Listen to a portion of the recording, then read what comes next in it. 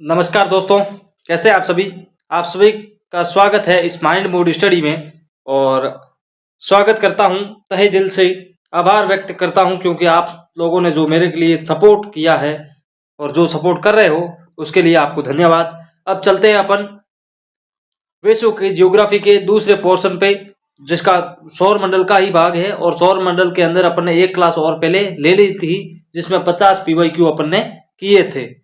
अब अपन चलते हैं सौरमंडल का पोर्शन पूरा करेंगे, जिसमें क्लास नंबर 2 संपूर्ण PYQ व्याख्या सहित अपन करने जा रहे हैं। और ये इन एग्जामों के अंदर बहुत ही महत्वपूर्ण है, इसलिए आप इस क्लास को मिस मत करना। और हाँ, एंड में आपको मैं एक बहुत अच्छी चीज बताऊंगा जिसके सुन के आपको दिल गदगद हो जाएगा। बढ़ते हैं आगे फटाफट से बिना देरी किए। क्वेश्चन संख्या 1 पे, चंद्र ग्रहण तब होता है जबकि, क्या होता है तब होता है, क्योंकि यह प्रश्न सूर्य वाला पहले अपन ने कर लिया था। और अब देखना है चंद्र ग्रहण तब होता है जबकि पृथ्वी और चंद्रमा सूर्य के बीच हो, सूर्य है वो सूर्य व चंद्रमा के बीच पृथ्वी न हो, सूर्य व चंद्रमा के बीच पृथ्वी हो, उक्त में से कोई नहीं। और ये 60 भी मैंने आपको दे दिया है। यानी पूर्ण चंद्र ग्रहण किस टाइप से दिखाई देता है, आंशिक चंद्र ग्रहण किस टाइप से दिखाई देता है, और जो मध्यम चंद्र ग्रहण है वो किस टाइप से दिखाई देता है। फटाफट से इसका आंसर दीजिए। चंद्र ग्रहण कब होता है, यानी कब होता है, ये पूछा गया है। 1 नंबर का क्वेश्चन है और बहुत ही शानदार क्वेश्चन है, इसलिए आप फटाफट से इसका सही आंसर दीजिए। इसका सही आंसर होगा साथियों, सूर्य व चंद्रमा के बीच में पृथ्वी जब आएगी, यानी सूर्य और चंद्रमा के बीच में जब पृथ्वी आएगी तब चंद्र ग्रहण होता है, तब चंद्र ग्रहण होता है। चलिए दोस्तों फटाफट से आगे चलते हैं, इसकी व्याख्या करते हैं अपन।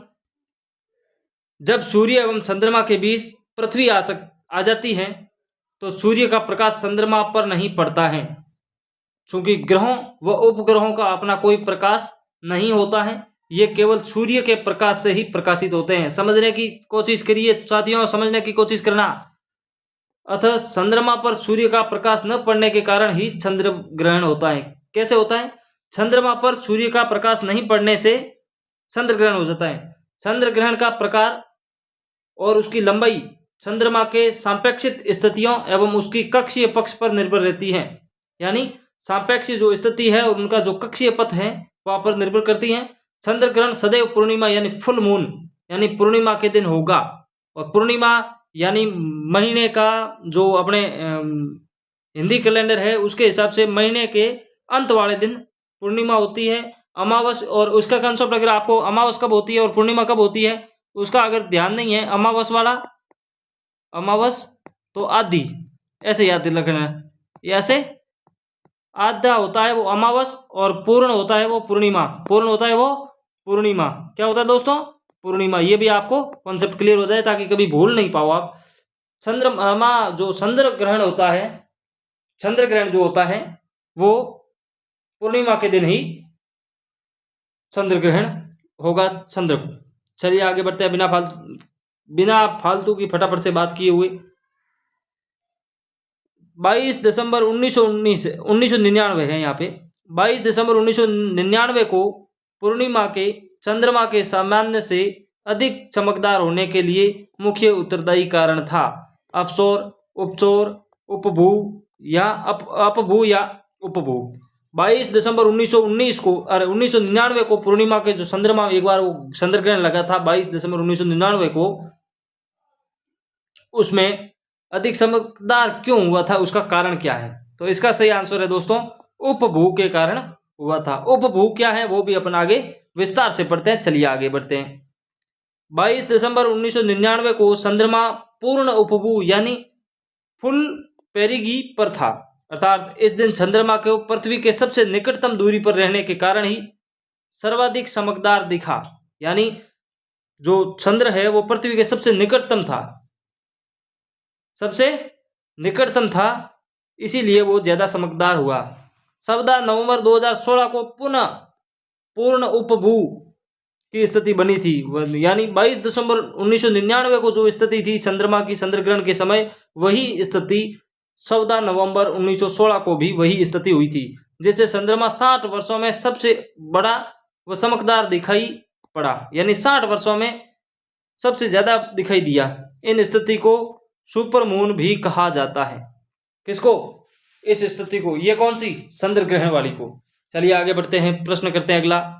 ये प्रश्न साथियों एग्जाम के अंदर 2020 से लेके 2026 के बीच में आए हुए प्रश्न हैं, हल्के में मत लेना इनको। हाँ, अंत तक जरूर देखना, आपके प्रश्न क्लियर होंगे। 50 प्रश्नों में आपको व्याख्या सहित 100 प्रश्न सही हो जाएंगे। तो आप एक आधे घंटा टाइम निकालना है प्रतिदिन। आपको शेड्यूल बना लो, 8 बजे अपनी क्लास आएगी तो आएगी, किसी भी हालत में आएगी। चलिए फटाफट से प्रश्न पढ़ते हैं। एक स्थान की जो सही अक्षांशीय स्थिति है वो है, यानी एक स्थान है उसकी सही अक्षांशीय स्थिति क्या है? 90 डिग्री उत्तर, 45 डिग्री दक्षिण, 45 डिग्री पूर्व या 91 डिग्री पश्चिम। तो इसका सही आंसर होगा दोस्तों, इसका सही आंसर होगा 45 डिग्री पूर्व है वो अक्षांशीय स्थिति सही है। आगे बढ़ते हैं। अक्षांशों के सामान्यतः ग्रीक भाषा के अंदर फाई, यानी फाई से प्रदर्शित किया जाता है। ग्रीक भाषा की जो है फाई, उससे प्रदर्शित किया जाता है।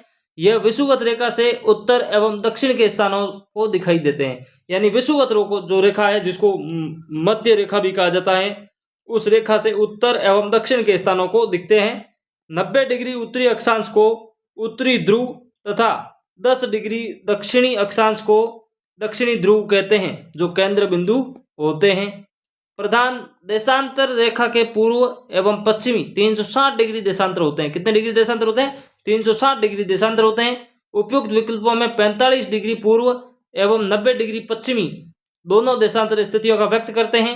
91 डिग्री उत्तर कोई अक्षांश नहीं होता है। इसके लिए इस प्रश्न का वो जो 4 नंबर वाला ऑप्शन था 91 डिग्री पश्चिम वाला, वो गलत था, क्योंकि देशांतर में 91 डिग्री पश्चिम का देशांतर कोई है ही नहीं, यानी सॉरी 91 डिग्री उत्तरी कोई अक्षांश नहीं होता है, अतः 45 डिग्री दक्षिणी अक्षांश उपयुक्त आंसर है इसका। तो आपको ये समझ में आ गया होगा कि ग्रीक भाषा के अंदर फाई से प्रदर्शित किया जाता है। विषुवत रेखा को ही भूमध्य रेखा भी कहा जाता है। 90 डिग्री उत्तरी अक्षांश को उत्तरी ध्रुव और 90 डिग्री दक्षिणी अक्षांश को दक्षिणी ध्रुव कहते हैं। ये आपको ध्यान में रखना है, जो केंद्र बिंदु होते हैं। आगे बढ़ते हैं फटाफट से। पृथ्वी की लंबवत खींची गई काल्पनिक रेखाएं हैं, यानी जो पृथ्वी पर खींची गई जो रेखाएं हैं वो काल्पनिक है, ठीक है। जैसे किसी ने फीता या नाप लेके किसी ने नाप के वो नहीं बनाई है, वो अपने स्तर पे बना के छोड़िए। काल्पनिक रेखाएं उसको क्या कहते हैं? देशांतर रेखाएं, दक्षिणी ध्रुव अक्षांश या भूमध्य रेखा। जो काल्पनिक खींची गई रेखा है उसका सही आंसर क्या है? फटाफट से दीजिए। इसका सही आंसर है देशांतर रेखा। देशांतर रेखा है जो काल्पनिक रेखा है और एक पृथ्वी पर लंबवत खींची गई है। आगे बढ़ते हैं। भूपटल में सबसे अधिक मात्रा में कौन सा धातु यानी धातु है?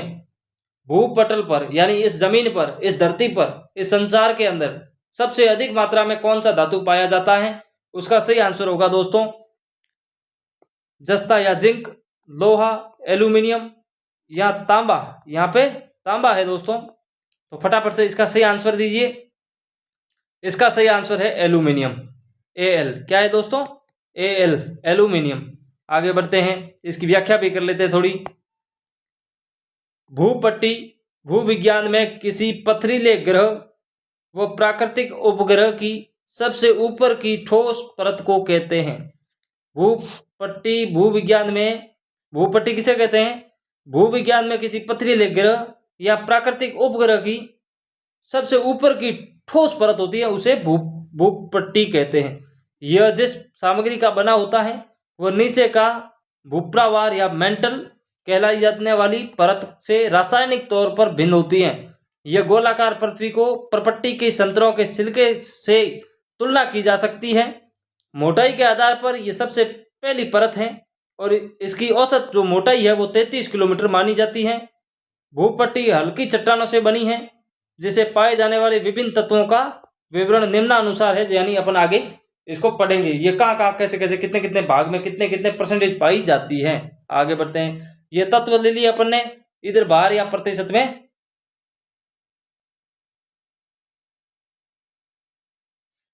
तत्व ले लिए, इसमें भार ले लिया, यानी प्रतिशत में अपन ने भार लिया है। ऑक्सीजन, इसकी ये लैंग्वेज भी यानी वैज्ञानिक जो लैंग्वेज है वो भी आप याद रखना, सोशल लैंग्वेज। याद रखना।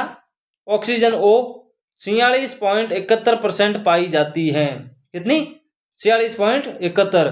सिलिकॉन यानी SI वो कितनी पाई जाती है? 27.69% पाई जाती है इस धरती पर, यानी इस धरती पर, इस संसार के अंदर। ऑक्सीजन कितना पाया जाता है याद रहना चाहिए आपको अंगुलियां पर।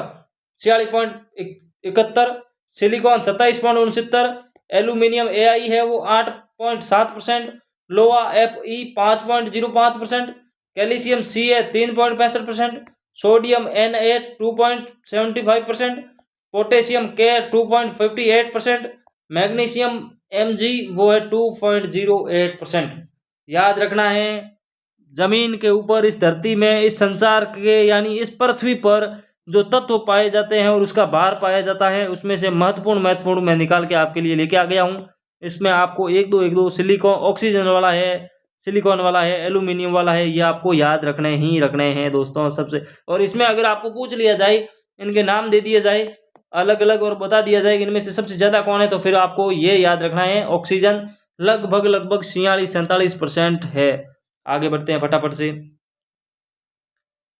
पृथ्वी पर 1 डिग्री उत्तरी यानी 1 डिग्री अक्षांश घूमने में कितना समय लगता है? पृथ्वी पर 1 डिग्री अक्षांश घूमने में कितना समय लगता है? 5 मिनट, 4 मिनट, 24 घंटे या 12 घंटे? देख ले, ये देखिए बच्चों, ये पृथ्वी है। इसमें अपन पेन चेंज कर लेते हैं। ये वाली है जो पृथ्वी है, क्या है दोस्तों? पृथ्वी है, पृथ्वी है। और इसमें जो ध्रुव से ये घूम रहे हैं, ये वाले एक अक्षांश अगर घूमेगी, जैसे कि यहाँ पे 23.5 डिग्री है, कितनी है दोस्तों? साढ़े साढ़े यहाँ पे 23.5 डिग्री है, तो यहाँ से एक अक्षांश यानी 24.5 डिग्री घूमने तक यहाँ तक जाएगी, तब तक कितने मिनट लगेंगे इसमें, या कितना समय लगेगा, वो समय का पूछा गया है आपसे। तो इस समय को आप बता देना फटाफट से। 4 मिनट लगेंगे। कितने लगेंगे दोस्तों? 4 मिनट लगेंगे। कितने लगेंगे? 4 मिनट लगेंगे। चलिए आगे बढ़ते हैं फटाफट से। किसने कहा कि मानव का वो एक छोटा कदम मानवता के लिए एक बड़ा कदम होगा? किसने कहा था? ऐसा कौन सा वैज्ञानिक था? और वैज्ञानिक फोटो तो यही है। नाम क्या था इसका, ये आपको बताना है। मानव का वो एक छोटा कदम मानवता के लिए सबसे बड़ा कदम बन जाता है, ये किसने कहा था? ये एक अमेरिका का व्यक्ति था, वैज्ञानिक था, साइंटिस्ट था। वो चंद्रमा पर रखने वाला पहला व्यक्ति है। ये कौन है? चंद्रमा पर जाने वाला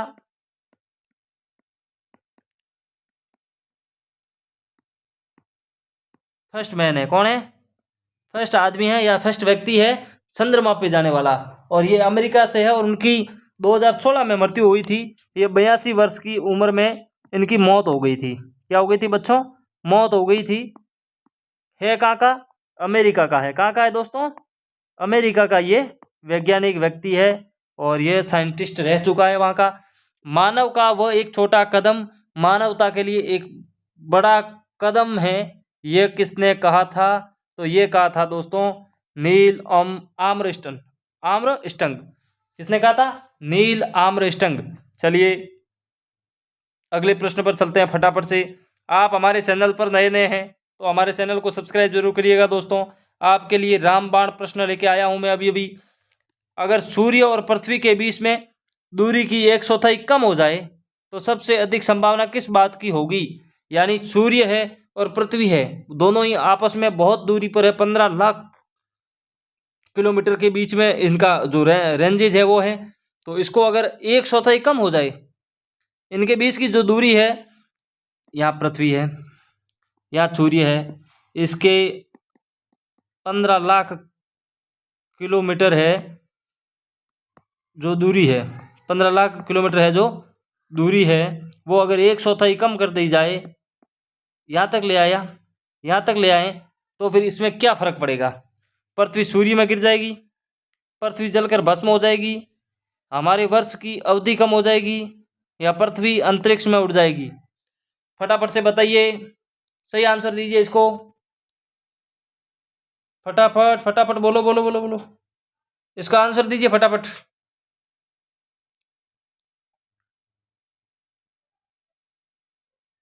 फटाफट से बताओ इसका आंसर क्या है। ये प्रश्न आया हुआ प्रश्न है एग्जाम के अंदर।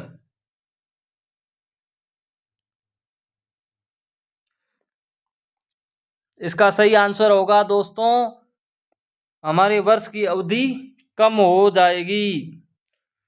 अब इसको अपन आराम से पढ़ते हैं, मजे से पढ़ते हैं, व्याख्या करते हैं। उससे पहले मैं कुछ आपसे कहना चाहता हूं। आप हमारे चैनल पे अगर नए नए हैं तो हमारे चैनल को सब्सक्राइब जरूर करिएगा दोस्तों। आपका एक एक सब्सक्राइबर मेरे लिए कितना हौसला बुलंद करता है, इसका कोई मोल नहीं है, इसका कोई तोल नहीं है। वह पत क्या, पाथिक कुशलता क्या, गौर से सुनिएगा दोस्तों। वह पत क्या, पाथिक कुशलता क्या, जिस पथ पर बिखरे सूल न हो, जिस पथ पर बिखरे सूल न हो, नाविक की धैर्य परीक्षा क्या, जहां धाराएं प्रतिकूल न हो। वापिस सुनिएगा दोस्तों, बहुत मजा आने वाला है आपको, तो इसलिए आप शेयर करना फटाफट से अपने दोस्तों के साथ। वह पथ क्या, पाथिक कुशलता क्या, जिस पथ पर बिखरे सूल न हो, नाविक की धैर्य परीक्षा क्या, जब धाराएं प्रतिकूल न हो, जब धाराएं प्रतिकूल न हो। जयशंकर प्रसाद की यह लिखी हुई लाइनें हैं, आपको मैंने प्रस्तुत करी है। चलिए अब इसकी व्याख्या।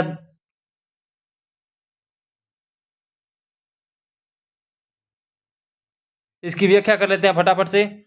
यदि पृथ्वी और सूर्य के बीच में दूरी 1/4 कम कर दी जाए तो सूर्य के चारों ओर घूमने वाली पृथ्वी की कक्षा छोटी हो जाएगी। समझ में आ गया आपको। यह 365.25 दिन होने वाला एक छोटा वर्ष है जो छोटा हो जाएगा। 365 दिन में जो साल होते हैं उसमें वो कम हो जाएगा, क्योंकि पृथ्वी की कक्षा छोटी हो जाने पर सूर्य से वर्तमान दूरी 140 मिलियन किलोमीटर की दूरी पर होगी, इसलिए पृथ्वी की गति बढ़ जाएगी। यही कारण है कि सूर्य से बढ़ती दूरी के अनुसार ग्रहों के परिभ्रमण गति घटती जाती है। चलिए फटाफट से आगे बढ़ते हैं। पृथ्वी से सूर्य तक की मध्य दूरी कितनी है, तो अपन अभी अभी पढ़ के आए हैं दोस्तों। कितनी है दोस्तों, फटाफट से आंसर कीजिए। अभी अभी पिछली स्लाइड में अपन ने पढ़ के आए हैं। इसका सही आंसर दीजिए। 150 मिलियन यानी 140.6 मिलियन वर्ग किलोमीटर। ठीक है दोस्तों, आगे बढ़ते हैं। खगोलीय इकाई लंबाई नापने की इकाई है, यानी खगोलीय जो इकाई है वो क्या है, लंबाई नापने की इकाई है। यह सूर्य और पृथ्वी के बीच की औसत दूरी को 10 से गुणा करती है, यानी 159.6 मिलियन के बराबर होती है, यानी 15 लाख किलोमीटर के बराबर होती है। अन्य इकाइयों में इसे इस प्रकार समझते हैं। मीटर में कितने होते हैं, 10 डिग्री से गुणा करते हैं। किलोमीटर में इसके 102 से गुणा करते हैं। प्रकाश वर्ष में 10 से गुणा करते हैं। 15.813 से 15.813 इंटू 10 डिग्री याद रखना है आपको। चलिए आगे बढ़ते हैं फटाफट से। सूर्य का प्रकाश पृथ्वी तक पहुंचने में कितना समय लगता है, सूर्य पर पहुंचने से कितना समय लगता है, जो सूर्य का प्रकाश है वो पृथ्वी तक पहुंचने में कितना समय लगता है, फटाफट से बताइए। इसका सही आंसर क्या होगा, यानी 500 सेकंड होते हैं। मैंने 500 सेकंड बता दिए, तो आप कैलकुलेट निकाल के कैलकुलेट कर लो। 500 सेकंड भाग 60 का कर दो, 60 सेकंड से कितने मिनट होते हैं, या कोई सेकंड होता है, बताओ फटाफट से बताओ। इसका सही आंसर क्या होगा दोस्तों, 8 मिनट 20 सेकंड होते हैं प्रॉपर। अपन 8 मिनट पढ़ते आए हैं, परंतु पॉइंट में अगर 20 सेकंड दे दिया ना तब हालत खराब हो जाएगी। याद रखना है 8 मिनट 20 सेकंड के अंदर सूर्य का जो प्रकाश है वो पृथ्वी पर पहुंचता है। पढ़ते हैं व्याख्या। सूर्य से पृथ्वी की औसत दूरी लगभग 14,96,000 किलोमीटर है, तथा सूर्य के प्रकाश को पृथ्वी तक पहुंचने में 8 मिनट 16.6 सेकंड का समय लगता है। सूर्य से पृथ्वी तक पहुंचने में प्रकाश को लगभग 500 सेकंड का समय लगता है, जो 8.20 सेकंड के बराबर है। आगे बढ़ते हैं फटाफट से। सूर्य वर्ष में 2 बार यानी 21 मार्च और 23 दिसंबर को विषुवत रेखा या भूमध्य रेखा, मैंने पहले भी कहा था विषुवत रेखा का अन्य नाम भूमध्य रेखा है या मध्य रेखा कह सकते हैं, लंबवत चमकता है। वर्ष की इन 2 तिथियों को पृथ्वी के दोनों गोलार्धों में दिन और रात की अवधि बराबर होती है, जो 12-12 घंटे की पूरी होती है। आगे बढ़ते हैं फटाफट से बढ़ते आगे। वैज्ञानिकों के अनुसार ब्रह्मांड में कितनी गैलेक्सियां होती हैं, वैज्ञानिकों के अनुसार ब्रह्मांड में कितनी गैलेक्सियां होती हैं, दुनिया भर की गैलेक्सियां होती हैं उस गैलेक्सी के अंदर कितने ही अपसौर हैं, कितने ही उपग्रह हैं, कितने ही अपसौर हैं, कितने ही उपसौर हैं, तो उसकी चिंता आप छोड़ो। अपन तो एक छोटे से कण है इस संसार के अंदर। तो वैज्ञानिकों के अनुसार गैलेक्सियां कितनी हैं, इसका सही आंसर फटाफट से दीजिए। इसका सही आंसर होगा 100 बिलियन। कितनी है दोस्तों? 100 बिलियन। सूर्य, हमारी गैलेक्सियां, जो आकाश गंगा के 100 अरब तारों में से एक है। यानी जो गैलेक्सी है वो आकाश गंगा के 100 अरब तारों में से एक गैलेक्सी है। गैलेक्सी में स्थित प्रत्येक तारे इसके केंद्र यानी गैलेक्सी सेंटर की परिक्रमा करता है। ध्यान में रखना है। बढ़ते हैं आगे फटाफट से। ब्रह्मांड में सबसे प्रचुर रूप में मौजूद तत्व कौन सा है? यानी ब्रह्मांड में सबसे प्रचुर जो मौजूद है वो तत्व कौन सा है? प्लाज्मा, तरल, गैस या ठोस?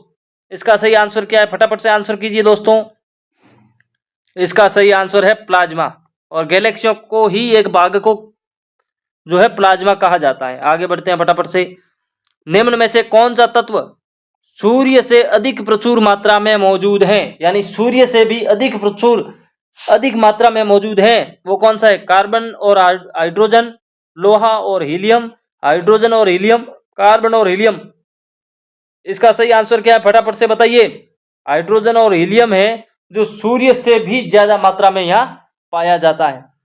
निम्नांकित में से कौन सी रेखा भारत से होकर गुजरती है? मकर रेखा, कर्क रेखा, विषुवत रेखा, जीरो अक्षांश रेखा? मकर रेखा भारत से जाती है क्या? बताओ फटाफट से। इसका सही आंसर क्या होगा? फटाफट से आंसर कीजिए। इसका आंसर होगा कर्क रेखा। और कर्क रेखा है जो राजस्थान के डूंगरपुर और बांसवाड़ा जिले से होकर भी गुजरती है। डूंगरपुर व बांसवाड़ा से भी होकर गुजरती है, यानी राजस्थान के दक्षिणी भाग से होकर गुजरती हैं। ठीक है दोस्तों, बढ़ते हैं आगे फटाफट से। विषुवत रेखा को उत्तर में स्थित 23.5 डिग्री उत्तरी अक्षांश को कर्क रेखा कहा जाता है। जो विषुवत रेखा है उससे उत्तर में स्थित है वो 23.5 डिग्री उत्तरी अक्षांश को कर्क रेखा कहा जाता है। यह विश्व के जिन देशों से होकर गुजरती है वे हवाई द्वीप कहलाते हैं। वो कौन कौन से हैं? तो संयुक्त राज्य अमेरिका, मैक्सिको, बहमास, माली, मारिटानिया, नाइजर, अल्जीरिया, चाड, लीबिया, सऊदी अरब, मिस्र, संयुक्त राज्य अमीरात यूएई, इंडिया, बांग्लादेश, म्यांमार, चीन, ओमान, ताइवान। इतने देशों से होकर यह विषुवत रेखा से जो है 23.5 डिग्री उत्तर में स्थित है कर्क रेखा। और दक्षिण में अगर आपको इसको प्रश्न को घुमा के पूछ लिया जाए कि जो कर्क रेखा है उनके दक्षिण में 23.5 डिग्री दक्षिण में कौन सी रेखा स्थित है, तो आपको फिर विषुवत रेखा या भूमध्य रेखा भी कहा जा सकता है उसको। और ये जो है इन देशों से होकर कर्क रेखा गुजरती है, भारत से होकर गुजरती है। भारत में कितने राज्यों से होकर गुजरती है तो पिछली क्लास से आप देख लीजिए, उसमें मैंने पढ़ा के आया हूं, व्यवस्थित ढंग से पढ़ा के आया हूं आपको। तो राजस्थान के अंदर 2 जिलों से होकर गुजरती है, ये भी आपको याद रखना है विशेष रूप से। वो आगे अपन देख लेंगे राजस्थान के बारे में। निम्नलिखित में से अक्षांश और देशांतर का संबंध सही अभिव्यक्त है। यानी देशांतर उत्तरी अक्षांश और देशांतर के संबंध में सही है यहां से। यानी अभी मैं पेन चेंज कर लेता हूं, व्हाइट पे चल नहीं रहा ये। यहाँ पे कितने डिग्री आएगा और यहाँ पे कितने डिग्री आएगा ये आपको याद रखना है। यह तो 23 वाला मान सकते हैं अपन इस ऑप्शन के हिसाब से, और इधर वाला 66 से कर सकते हैं अपन। ठीक है, तो इसमें 23 और उत्तर से पूर्व वाला ऑप्शन सही होगा। चलिए आगे बढ़ते हैं, पेन चेंज कर लेते हैं।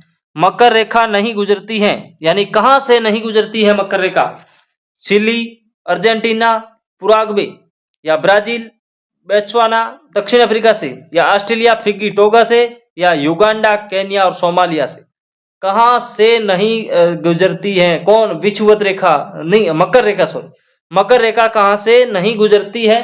तो इसका सही आंसर क्या होगा? फटाफट से आंसर कीजिए। युगांडा, केन्या और सोमालिया से नहीं गुजरती है। गुजरती कहां से है? इन देशों से होकर मकर रेखा गुजरती है, और भारत से भी नहीं गुजरती है। यह क्या पूछा है? इसमें भारत भी आप सम्मिलित कर लेना। भारत से भी मकर रेखा नहीं गुजरती है, पाक से भी नहीं गुजरती है, बांग्लादेश से भी नहीं गुजरती है। ठीक है दोस्तों, तो ये आपको याद रखना है कि किन किन देशों से गुजरती है और किन से नहीं गुजरती है। नहीं के हिसाब से ये प्रश्न अपना सही हो गया। आगे बढ़ते हैं। विषुवत रेखा के दक्षिणी गोलार्ध में स्थित 23.5 डिग्री दक्षिणी अक्षांश को मकर रेखा कहा जाता है। यानी जो भूमध्य सागर रेखा है उसके दक्षिणी गोलार्ध यानी उसके दक्षिण में 23.5 डिग्री नीचे मकर रेखा कहा जाता है। और ये जो मकर संक्रांति है जो 22 दिसंबर को उस समय होती है जब मकर रेखा पर सूर्य की किरणें लंबवत पड़ती है। यानी उत्तरायण के अंदर जब ये सूर्य का प्रकाश उत्तरायण में तिरछा होने लगता है तब ये मकर संक्रांति 22 दिसंबर को होती है। पृथ्वी पर अपने अक्ष में मतलब 2.5 डिग्री झुकी होती है।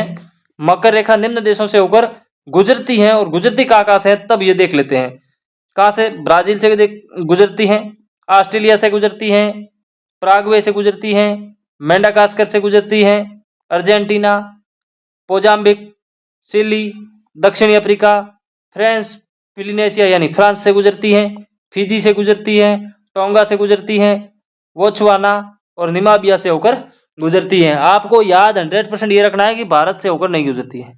भारत यानी एशिया भी आप कहोगे तो भी कोई दिक्कत नहीं है, एशिया से होकर भी ये नहीं गुजरती है, महाद्वीप से भी। आगे बढ़ते हैं। समस्त समय कटिबंधों पर समय गणना होती है। यानी कौन से कटिबंध पर समय की गणना होती है? 128 डिग्री देशांतर पर, ग्रीनविच स्थान से, 0 डिग्री भूमध्य रेखा से या 90 डिग्री पूर्वी देशांतर से। इसका सही आंसर क्या होगा? तो 0 डिग्री जो महामध्य रेखा है यानी ये विषुवत रेखा है, यहां से जब ये कटिबंध का समय की गणना यहां से शुरू होती है। कहां से होती है? विषुवत रेखा, जिसे भूमध्य रेखा भी कहा जाता है। आगे बढ़ते हैं। 0 डिग्री देशांतर जो इंग्लैंड के ग्रीनविच स्थान से गुजरती है। यानी 0 डिग्री जो देशांतर रेखा है जो इंग्लैंड के ग्रीनविच स्थान से होकर गुजरती है उसे ग्रीनविच रेखा भी कहा जाता है। इस देशांतर को ग्रीनविच यानी मीन टाइम या प्राइम मेरिडियन यानी जीएमटी भी कह सकते हैं, जीएमटी। और ये वाला अपन पहले पढ़ के भी आए हैं भारत के भूगोल के अंदर। इस रेखा में पूर्व में स्थित सभी 180 डिग्री देशांतर को पूर्वी देशांतर और पश्चिम में स्थित 180 डिग्री देशांतर को पश्चिमी देशांतर कहा जाता है। 2 देशांतरों के मध्य 4 मिनट का अंतर होता है, अर्थात पृथ्वी 1 डिग्री देशांतर घूमने से 4 मिनट का समय लेती है तथा 15 डिग्री घूमने पर 1 घंटा लेती है। 15 डिग्री अगर पृथ्वी घूमेगी तो कितने घंटे लेगी? 1 घंटा लेगी। 15 डिग्री 1 घंटा लेगी। 15 डिग्री 1 घंटे के अंदर। ठीक है दोस्तों, 1 मिनट में कितना? 4 मिनट में 1 डिग्री, 4 मिनट 1 डिग्री। ठीक है, आगे बढ़ते हैं फटाफट से। आदि रेखांश कहां से होकर गुजरती है? सुना है नाम कभी? हाँ, आदि रेखांश United State of America, America लिख दिया है। थोड़ा सा पेन इसको छोटा कर लेता हूं। अमेरिका, ग्रेट ब्रिटेन, स्विट्जरलैंड या फिनलैंड। ठीक है, तो इसका सही आंसर क्या होगा फटाफट से बताइए। इसका सही आंसर होगा ग्रेट ब्रिटेन से होके आदि रेखांश गुजरती हैं। आप अगर हमारे चैनल पे अगर नए है ना तो सब्सक्राइब करते जाना भैया, सब्सक्राइब करते जाना। अफ्रीका के मध्य से गुजरती हैं। अफ्रीका के मध्य से होकर कौन गुजरती हैं? अफ्रीका कौन सा देश है? ये रहा। कौन सा रहा? ये रहा जो अफ्रीका है, वो अफ्रीका ये वाला रहा। एक दिन मैं मैप लेके आऊंगा सारे के सारे इंडिया विश्व के, उसमें से आपको बड़े बड़े देश हैं वो याद करवा देंगे। ठीक है, ये जो अफ्रीका है इसके मध्य से होकर कौन सी रेखा गुजरती है? लाइन तो मेरी खींची हुई है, नाम भी लिखा हुआ है। अगर आप फटाफट से पढ़ रहे हैं तो फिर कमेंट कर दो, सही आंसर दीजिए इसका। सही आंसर इसका भूमध्य रेखा। क्या होगा? भूमध्य रेखा है जो गुजरती है। आगे बढ़ते हैं। अफ्रीका महाद्वीप ऐसा महाद्वीप है जिसमें होकर कर्क रेखा, मकर रेखा, भूमध्य रेखा गुजरती है। यानी दक्षिणी अफ्रीका एक ऐसा महाद्वीप, अफ्रीका एक महाद्वीप ऐसा है जिसके अंदर ये रेखाएं निकलती हैं, कर्क रेखा, मकर रेखा और भूमध्य रेखा।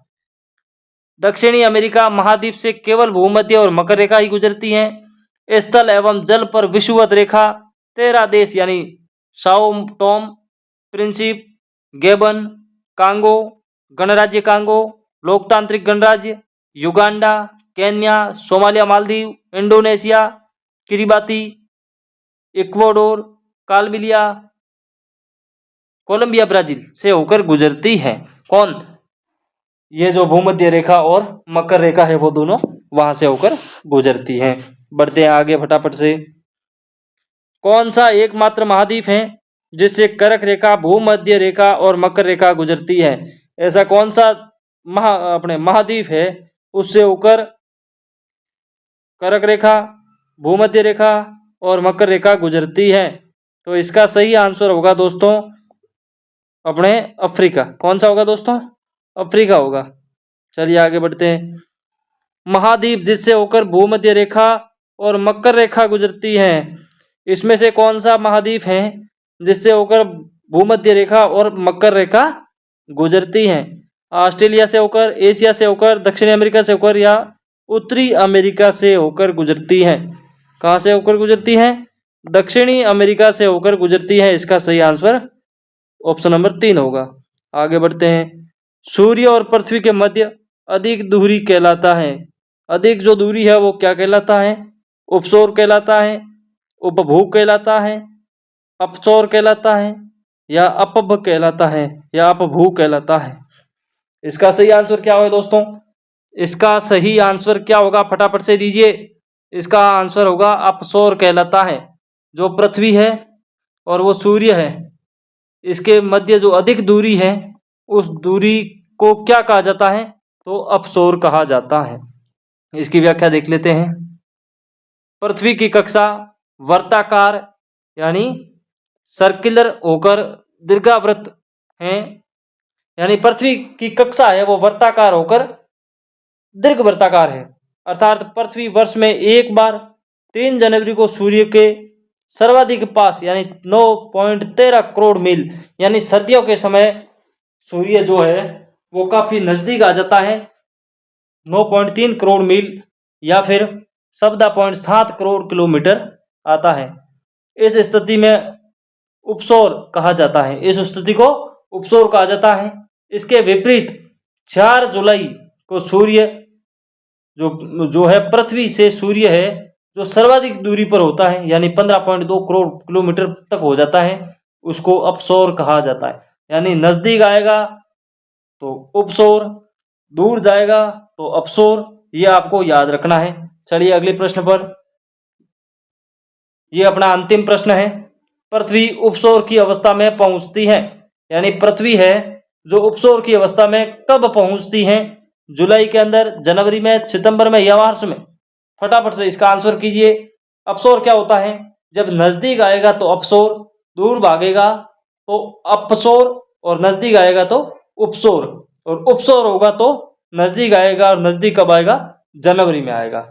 चलिए अपना आज की क्लास मिलते हैं, आज की क्लास पूरी हुई, मिलते हैं अगली क्लास में। अगली क्लास यानी कल मंगलवार को 14 अप्रैल को भीमराव अंबेडकर जी की जयंती भी है। मैं आपको उनके बारे में सजेशन करूंगा शुरुआत में। और हाँ, शिक्षा शेरनी का दूध है, जो पिएगा वो दौड़ेगा। तो अपने अंत में अपना प्रश्न हो गया जनवरी तक। चलिए अगले प्रश्न अपने कल वाली क्लास के लिए तैयार रह जाओ। हमारे चैनल को सब्सक्राइब जरूर करिएगा। Thank you. जय हिंद।